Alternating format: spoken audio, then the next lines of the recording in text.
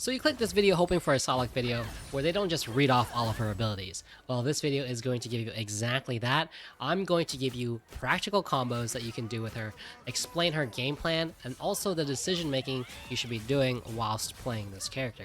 Because we know that, practical combos and then combos in general, it depends on your skill level as well as the opponent's moving. So, we can hit a training dummy that's standing still with a combo very easily, but once they start moving around, it becomes a lot harder. So let's just go ahead and get straight into her practical combos. So the combo is going to look like this. Your crossbow, wing shuriken, crossbow, into a dash, and that kills them. Now you don't actually have to do the dash, you can actually just recall your shurikens and it will kill them.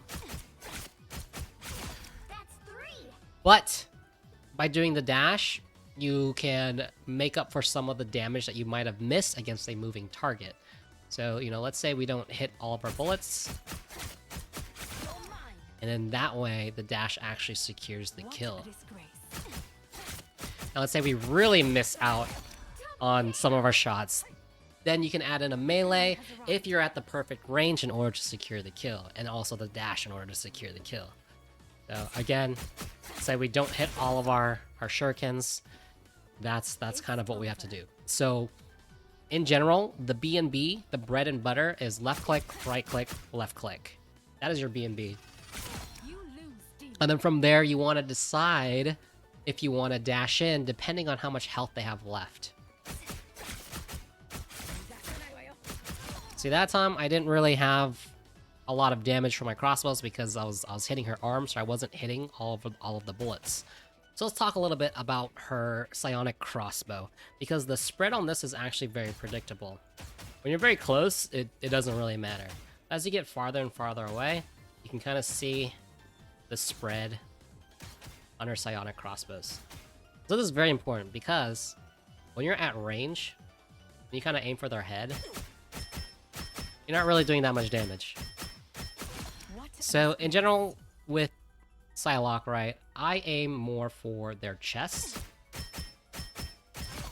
and that way more of the bullets hit, and then the top part of this left click is hitting their head,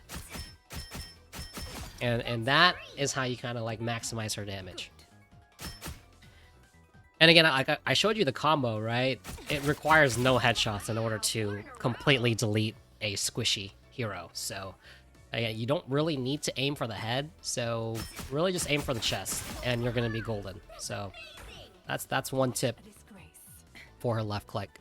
So Psylocke has an ideal range that she wants to play from, and the further away that you are from your enemy, then it kind of changes how you want to aim at the enemy, okay?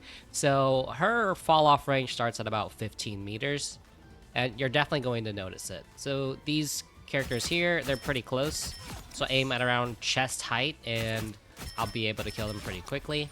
But for these enemies that are further away, I kind of have to aim a little bit lower in order to hit these headshots and hit as many bullets as possible in order to get them.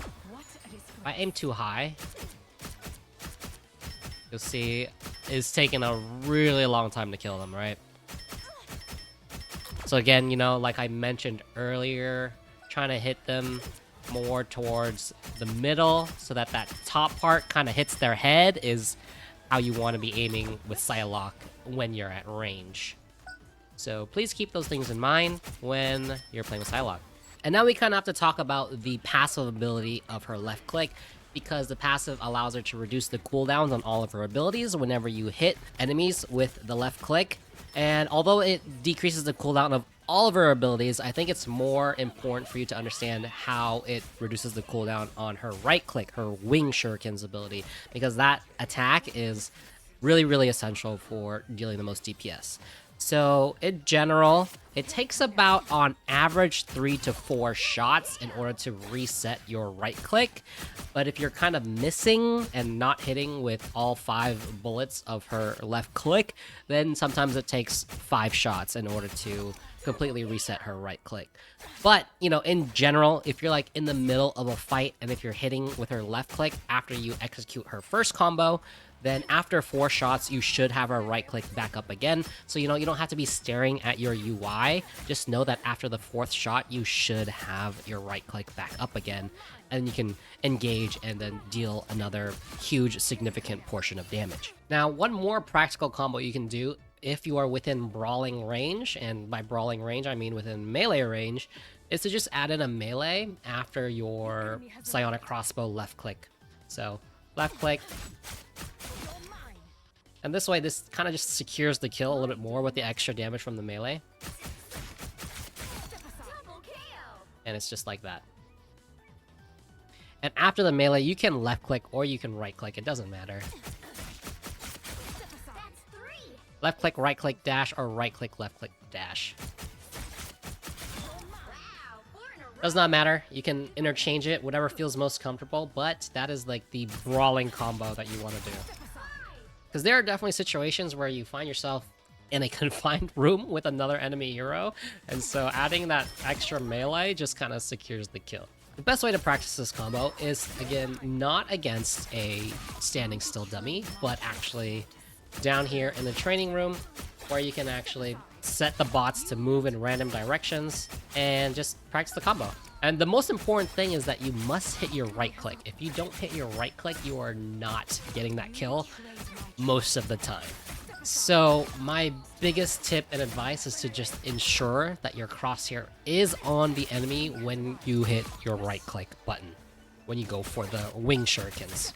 So go ahead, hop into the training mode and practice the combo here until you kind of just get really used to it, and you get an understanding on how the health works and when you should be kind of like executing your dash in order to secure the kill. Because it's the dash that does the most burst damage, right? You hit them with the dash and then it also pulls the shuriken out, and that's what's doing most of the damage. Now, what is Psylocke's role and what's her game plan? Well, her game plan is to be an assassin and a backline disruption. When you disrupt the backline, you are relieving DPS pressure from your team and also reducing the healing output of the enemy team, because you're pulling the attention of those characters away from the front line and towards you. So, buying those extra seconds is essential. That couple extra seconds might be able to have your team secure a kill on the enemy tank. So that's our game plan. You get into a game, you kind of start looking for opportunities where the healer or the DPS is kind of out of position, and then you kind of try to take that 1v1 and just distract them as much as you can. And it's okay if you don't actually secure the kill, because you can just get out. And so the best way for Psylocke to get out is with her E. I would not recommend using your E in order to engage, except in very rare circumstances, like if you're trying to get in position for your ult or something like that. Then in that case, I would go ahead and use my E to start an engagement.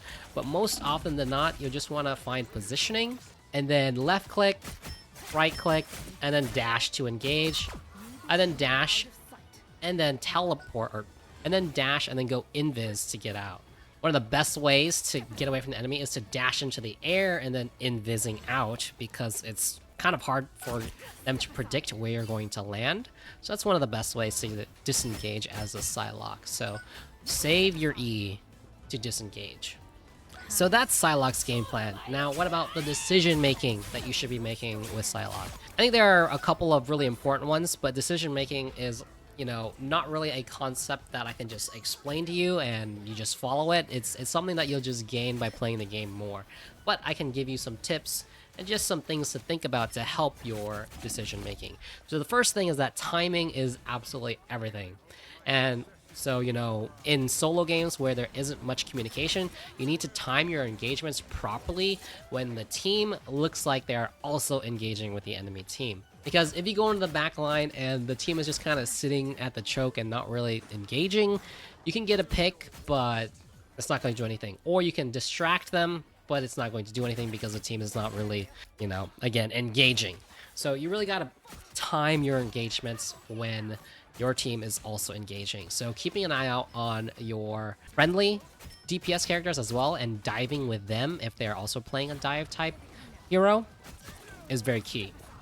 If you're able to get a healer kill or a major DPS kill during a team fight, then you've absolutely done your job. Get that kill, get out, get your cooldowns back, and then come back into the fight. Go and find a health pack to recover the health that you lost from that fight. And now when it comes to her ultimate, there are also really important decision-making skills that you should consider. So let's go ahead and talk about her ultimate a little bit more so we can get a better understanding of how it works. So first off, her ultimate is somewhat random. I'll call it pseudo-random because it will target a specific enemy within the AoE. However, it's not super reliable. So what I mean by that is that, so the first slash is going to target a random enemy within the circle, and then all these subsequent slashes is going to target an enemy hero that hasn't been slashed yet. So for example, if there are like 3 enemies within your ult AoE, it's going to target a random enemy no matter their health, and then it's going to hit an enemy that you haven't slashed yet, and then the third one, and then it's going to go back to the first one, and then the second one, and then the third one.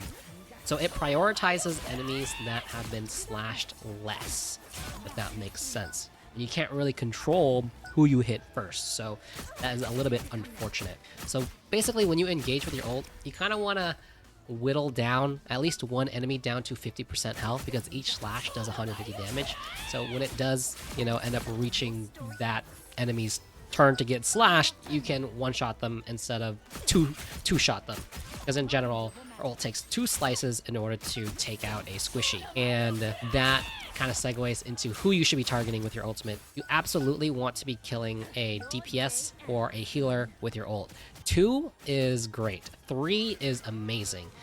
If you can somehow get 4, that is absolutely great. But in general, 3 on average with your ult is going to swing the team fight in your favor 100%, especially if you grab 1 healer and 1 DPS. Now, there are some very hard counters to Psylocke's ult. The first one is Luna Snow, and the second one is Mantis. Their ults completely counter your ultimate, so you need to be incredibly conscious of when they have them.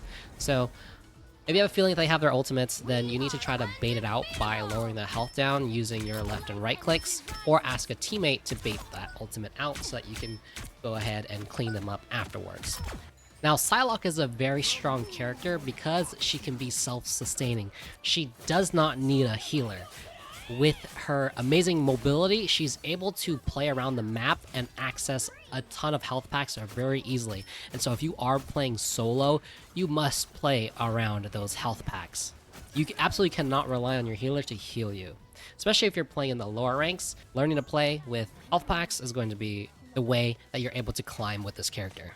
Now, if you're playing in a group, then you can start relying on your healers, but I'm assuming that most people that are going to be watching this video are going to be solo players that are looking how to pick up Psylocke. Alright guys, hey, if you made it this far, do me a huge favor, leave a like on the video, comment down below as well, and maybe even share the video with a friend. But that's all that I have in my Psylocke guide, guys. I think the next character I might try to do is Magic, because she really does interest me. And so until next time, I will see you guys later.